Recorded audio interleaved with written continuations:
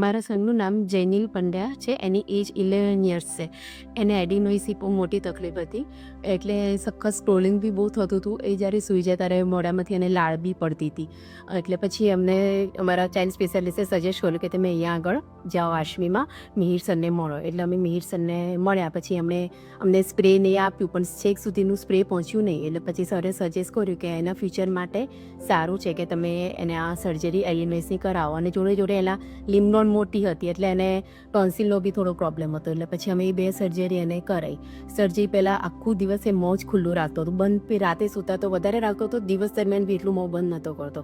પણ આજે અમે સર્જરી કરાવી તો 16મો દિવસ છે, તો મારા સનને 80-90% જેટલું ઇમ્પ્રુવમેન્ટ છે. એ મોં બી સરસ બંધ રાખે છે. એને મોઢામાંથી લાળ પડતી બી ઘણી બધી ઓછી થઈ ગઈ છે. સ્ક્રોલિંગ તો બિલકુલ બંધ થઈ ગયું છે. એટલે અહીંયા નસર વોઇસ હતો એનો એકદમ ક્લિયર થઈ ગયો છે એનો. એટલે અમે આશ્વીમાં આવ્યા છીએ ને, તો અમને બહુ સારું રિઝલ્ટ મળ્યું છે. એનો સ્ટાફ બી બહુ સરસ છે, અને મિહિર સર તો બહુ જ ફાઇન છે.